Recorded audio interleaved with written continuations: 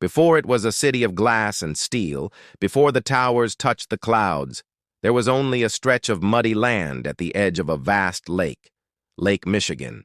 The winds were fierce, the winters cruel, and yet something about this place called to dreamers. Traders, trappers, and settlers saw not just water and wilderness, but a gateway, a bridge between the American East and the wild frontier of the West. It began humbly. In 1833, Chicago was a frontier post, a cluster of cabins and wooden streets, barely 200 people strong. But it had one advantage no other settlement could match: location. The river that cut through its heart met the lake, and that lake connected to the continent's largest waterway, the Mississippi. Chicago was destined to be more than a town. It was the crossroads of America waiting to be born. As the years passed, the sound of axes and hammers replaced the silence of the plains. Roads turned into planks, planks into bridges, and bridges into railroads. By 1848, the Illinois and Michigan Canal linked the Great Lakes to the Gulf of Mexico, and Chicago became the meeting point of two worlds. Goods, people, and ideas flowed through like blood in a new nation's veins. In just 2 decades, it grew from a small village into a bustling city. Immigrants poured in, Irish, Germans, Scandinavians, chasing work, freedom, and the American dream. They built the roads, manned the ships, and laid the foundations of a city that seemed unstoppable. By 1860, Chicago was already the fastest-growing city in the United States. But beneath the prosperity, danger smoldered.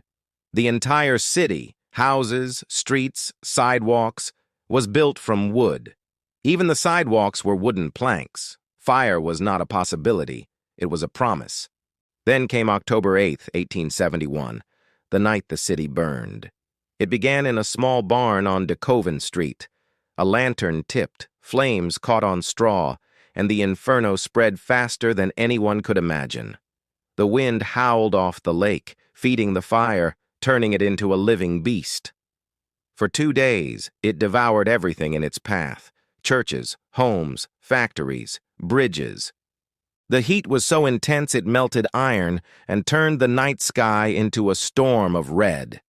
By the time the flames died, more than 17,000 buildings were gone. Over 100,000 people, a third of the city, were left homeless. Chicago, once the pride of the Midwest, was reduced to ashes. But here's the truth about fire. It doesn't just destroy. It purifies. In the smoldering ruins, something remarkable happened. The survivors didn't flee, they rebuilt. Within days, carpenters were hammering new walls, architects sketching new dreams. The newspapers declared, "Chicago shall rise again." And rise it did. The fire became the city's defining myth, a tragedy that forged resilience, innovation, and ambition.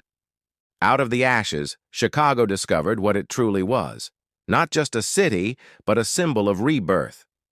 This was not the end. It was the beginning, the start of a new era, one that would redefine urban America. The smoke had barely cleared when the sound of hammers returned. The streets of Chicago still smelled of ash, but its people were already rebuilding.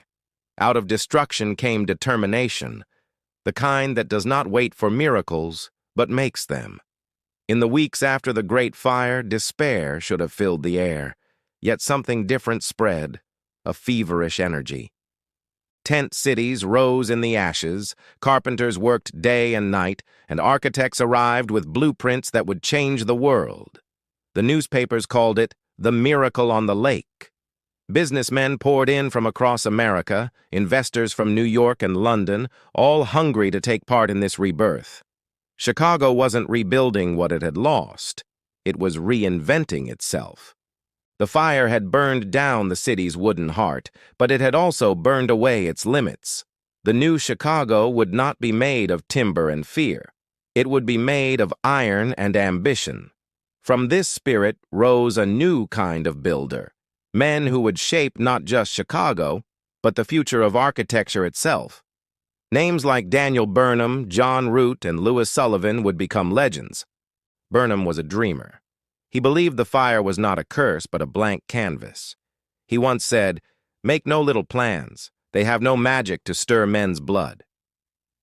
Root was the engineer, a man who saw art in mathematics.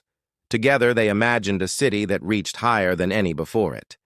Then there was Sullivan, the poet of steel. He saw buildings not as cold machines, but as living things, growing upward toward the light. His apprentice, a young man named Frank Lloyd Wright, would carry that vision into the next century. The first great test of this new vision came in 1885, when the home insurance building was completed, a 10-story structure of steel and glass. It wasn't just a building, it was a revolution. The world's first skyscraper was born. From that moment, Chicago didn't just rebuild, it began to rise. By the 1890s, the city was unrecognizable. Broad boulevards replaced burned alleys. Grand buildings made of stone, steel, and glass climbed toward the clouds. The Chicago River, once blackened by debris, now reflected a skyline in the making. And then came 1893, the moment Chicago would show the world who it had become. That year, the city hosted the world's Columbian Exposition, celebrating 400 years since Columbus's voyage. But for Chicago, it was more than a fair. It was a declaration of triumph. The White City, as it was called, stretched across the shores of Lake Michigan, gleaming white buildings, grand domes, fountains, and boulevards illuminated by electric light, a symbol of progress and power. More than 27 million people came to see it. For the first time, America looked west not with doubt, but with awe. It was here that the phrase, "the Windy City," found new meaning, not just for its breezes, but for its boldness. Chicago was loud, confident, and unstoppable. But even amid the marvel, the city's soul was restless. Behind the grandeur, poverty and labor unrest simmered. Immigrants filled tenements and factories, working endless hours for pennies. The Haymarket Affair of 1886, where a labor rally turned deadly, revealed the other face of the new Chicago, a city of dreams and discontent. Still, the progress could not be stopped.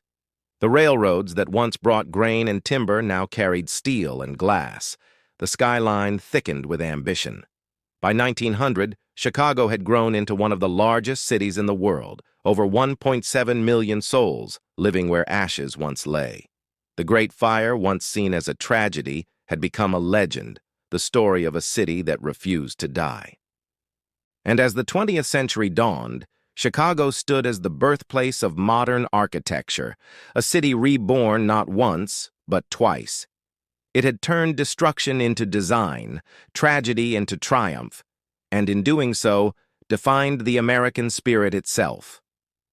The 20th century dawned over Chicago with the glint of steel and the hum of machines. Smoke curled from the chimneys of the stockyards and the steel mills, trains thundered through the city like veins pulsing with progress, and the river that once carried lumber now moved the raw materials of empire. Chicago had become more than a city. It was an engine, driving the heart of industrial America. The skyline that rose from the ashes of the Great Fire was now a symbol of modernity. New towers pierced the horizon. The Monadnock Building, the Reliance Building, the Tribune Tower, the Wrigley Building, each one a statement of ambition, each one taller, stronger, more daring than the last. Chicago's architects were not just designing structures. They were inventing the future. Steel had replaced stone. Elevators had replaced stairways. The ground was no longer the limit. And in the shadows of those towers, the working class built the city with their bare hands. Immigrants from Poland, Italy, Ireland, and the American South filled the factories and the stockyards, working endless shifts in the slaughterhouses, foundries, and assembly lines. Chicago became known as the city that works. But for many, that work came with a price: exhaustion, danger, and inequality. Still, hope echoed through its streets. The city's grit gave birth to its music. the mournful soul of the blues, brought by black migrants from the Mississippi Delta during the Great Migration. They arrived seeking opportunity, carrying their songs of struggle and survival. In neighborhoods like Bronzeville, the blues found its voice, and jazz soon followed. By the 1920s, the air of Chicago vibrated with energy, not just from industry, but from culture, rhythm, and rebellion. But there was another kind of power rising, the power of crime. When Prohibition hit in 1920, Chicago became the stage for a different kind of empire. Men like Al Capone turned liquor and fear into fortune. The city's alleys echoed with gunfire, the newspapers filled with blood and legend. Chicago's name became synonymous with both progress and peril. Yet even through corruption and chaos, the city never lost its purpose. It built, it grew, it endured. The Great Depression of the 1930s tested that endurance. Factories closed, lines formed at soup kitchens, and families huddled in cold apartments. But while other cities crumbled under despair, Chicago turned once again to its power of reinvention. It became a city of innovation. The Government's Works Progress Administration, WPA, rebuilt streets and bridges, giving hope and jobs to thousands. And when war came, World War II, Chicago rose again, this time as an arsenal of democracy. Its factories built engines, tanks, and aircraft parts for the Allies. Men marched to war, and women filled their place on the assembly lines. The hum of production returned, louder than ever. By the time the war ended, Chicago had become the second-largest city in America, a metropolis of more than 3 million people, a city of smoke and steel, but also of soul and sound.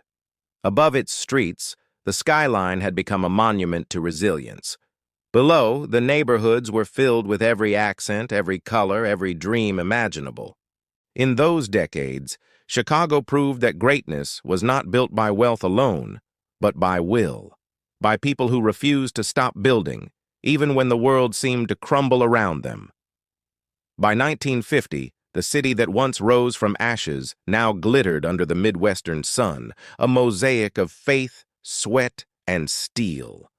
And yet, as the towers gleamed and the factories thrummed, a new challenge was forming, quieter but just as dangerous. The next era would test not the strength of Chicago's buildings, but the strength of its people, its neighborhoods, and its soul. By the turn of the century, Chicago was no longer rebuilding. It was roaring. The fire was long gone, but the heat remained, this time in the furnaces of factories and the hearts of its people. Smoke drifted across Lake Michigan like a crown, a dark, proud symbol of industry. Chicago had become the industrial capital of America, a city where everything moved, made, or mattered. The steel from its mills built the rails that bound the continent. The meat from its stockyards fed the nation. The machines from its factories powered the modern age. The rhythm of the city was mechanical, whistles at dawn, hammer strikes at noon, locomotives screaming through twilight. It was a city of workers, millions of them, forging progress one backbreaking shift at a time.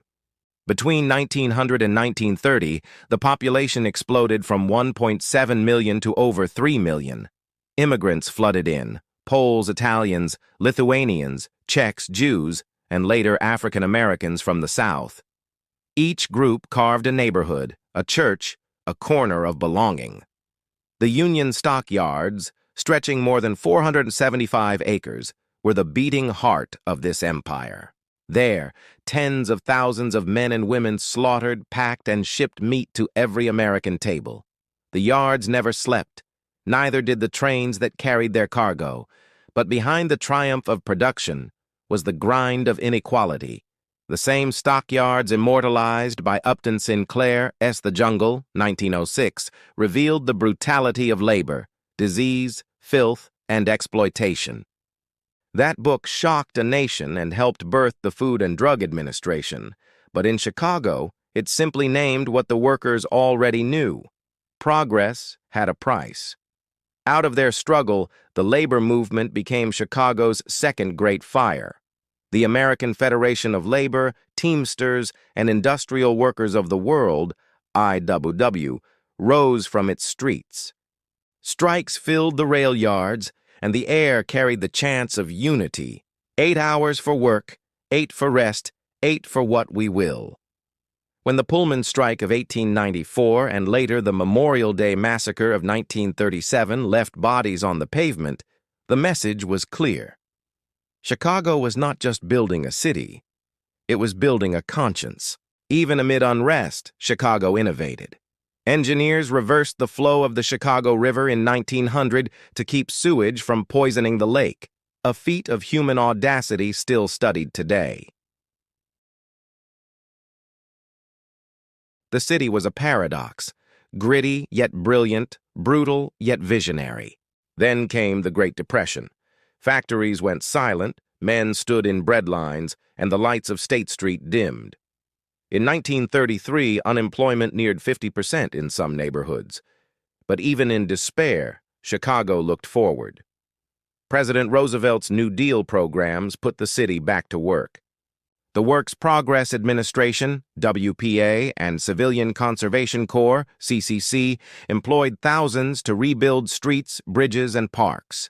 The lakefront gained new monuments, and art blossomed on public walls, murals painted by unemployed artists who turned pain into color. The same year, Chicago hosted the Century of Progress Exposition, 1933-1934. Amid economic ruin, the fair glittered with neon hope, a celebration of technology, science, and design. For a few months, Chicago became a window into the future, a promise that America could rebuild again. When World War II erupted, Chicago transformed almost overnight. The factories that once made cars and refrigerators now produced tanks, engines, and aircraft parts. At the Dodge Chicago plant, over 30,000 workers, many of them women, assembled engines for the B-29 Superfortress bombers. The city became a symbol of the arsenal of democracy. The workforce was as diverse as the nation itself. Immigrants, women, and hundreds of thousands of African Americans arriving in the Second Great Migration. They came from Mississippi, Alabama, and Louisiana, filling the South Side with gospel, jazz, and ambition. The war erased barriers, if only for a moment. Rosie the Riveter had a Chicago accent, a factory badge, and calloused hands. By 1945, Chicago's industrial might ranked among the strongest in the world. The rail network radiated across North America, and its steel fed the rebuilding of Europe. Skyscrapers reached higher, factories spread wider. It was a golden age, but beneath the gleam, cracks began to form. After victory came competition. The same factories that had run day and night for war production now faced peace and slow down. Mechanization replaced manpower. Many returning soldiers found their jobs gone, their neighborhoods changed. At the same time, racial tension simmered. Segregation and redlining confined black families to certain districts, sowing seeds of anger that would ignite later in the century. Still, in 1950, Chicago stood unrivaled, a city of 3.5 million, a titan of industry, labor, and innovation. It had powered America through its hardest decades and emerged as the beating industrial heart of the 20th century. Beneath the glow of the skyline, few realized that the engines that built this empire were already slowing, and that the next half-century would test whether steel alone could hold a city together. The 1950s dawned with the roar of engines and the shimmer of chrome. Chicago stood proud, its skyline glittering above the lake like steel poetry. From the Loop to the South Side, the hum of trains, factories, and neon filled the air. It was the industrial powerhouse of America, strong, loud, alive. But empires rarely notice when they begin to fade. In the decades after World War II, Chicago faced its most subtle and dangerous enemy, change. The industries that had powered the city for a century began to die, not in flames but in silence. Automation and outsourcing swept across the Midwest. The same factories that had built tanks and engines now stood empty. The Union stockyards, once the pride of the city, closed in 1971, ending more than 100 years of history. One by one, the lights went out across the south and west sides. Entire neighborhoods, once alive with the smell of iron and the sound of work, slipped into unemployment and decay. Meanwhile, the rise of the automobile changed everything. Highways carved through communities. The Dan Ryan Expressway and the Eisenhower connected suburbs to downtown, but tore apart vibrant black and immigrant neighborhoods. Families followed the promise of quiet lawns and safer streets, leaving behind hollow blocks and boarded windows. Chicago's population began to fall. Between 1950 and 1980, the city lost nearly 1 million residents. The mighty city that works suddenly looked weary. With decline came division. Redlining, segregation, and disinvestment turned parts of the city into forgotten zones. Public housing projects like Cabrini Green, Robert Taylor Homes, and Henry Horner Homes were built as solutions, but soon became symbols of abandonment, towering islands of poverty surrounded by wealth. Tensions flared. In 1968, after the assassination of Dr. Martin Luther King Jr., riots erupted across the West Side. Fires burned once again in Chicago, this time lit by injustice. Yet even amid chaos, the city's indomitable rhythm persisted. The blues grew deeper, the jazz sharper. Writers, activists, and dreamers emerged from the struggle. Gwendolyn Brooks wrote poems of truth. Studs Terkel chronicled the voices of the working class. The skyline, too, began to change, not in despair, but defiance. In the 1960s and 1970s, a new generation of architects picked up where Sullivan and Burnham had left off. They looked not to rebuild what was lost, but to reimagine what could be. In 1973, the Sears Tower rose into the clouds, 1,150 feet of black steel and glass, the tallest building in the world. Designed by Bruce Graham and Fazlur Rahman Khan, it wasn't just a skyscraper. It was a statement.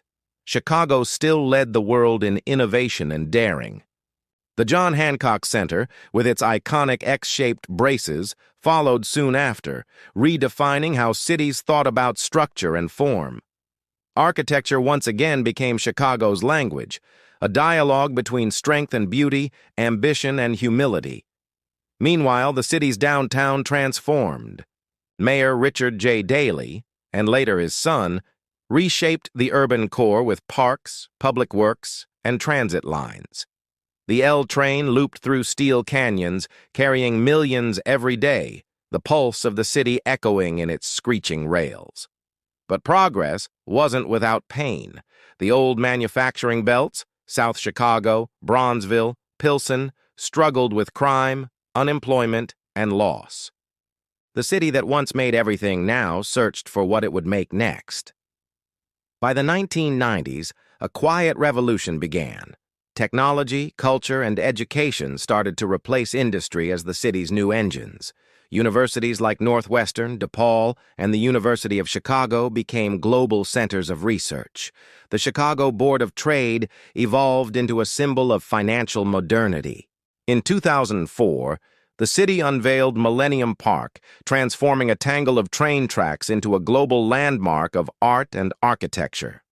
The Cloud Gate, affectionately called the Bean, reflected not just the skyline, but the faces of every Chicagoan who stood before it, old, young, rich, poor. It became a mirror of unity. At the same time, new challenges emerged: gun violence, inequality, corruption. The contrast between gleaming skyscrapers and struggling neighborhoods grew sharper. Yet, somehow, the heartbeat of the city never stopped. When the economy crashed in 2008, Chicago adapted again. Its tech scene exploded. Startups filled the old industrial spaces and global companies returned to the loop. The city's creative energy, from its music to its architecture, proved that reinvention was not just possible, but inevitable. Through every rise and fall, one truth remained. Chicago's strength was never its steel or skyline. It was its people. the immigrant who arrived with nothing and built a home, the worker who forged steel through the night, the musician who played blues in a basement on the South Side, the student who dreamed of something better. They are the architects of a living city, one that has burned, broken, and rebuilt itself more times than any other in America. Today, as the sun sets over Lake Michigan, the skyline of Chicago glows golden, a testament to resilience. The reflections of glass towers shimmer where factories once stood. The city's story is not one of perfection, but of persistence. Chicago doesn't forget its scars, it builds around them. Because this city, more than any other, understands one thing: greatness is not built once. It is rebuilt again and again. Chicago was born from fire and forged in steel. It has fallen, risen, and reinvented itself with every generation. From the stockyards to the skyline, from the blues to the Board of Trade, its rhythm never stopped. It only changed. This city is not just a place on a map. It's a living idea that progress demands struggle and that hope can rise from ashes. The skyline glows tonight, not as a monument to power, but as a reminder: resilience is the true architecture of Chicago.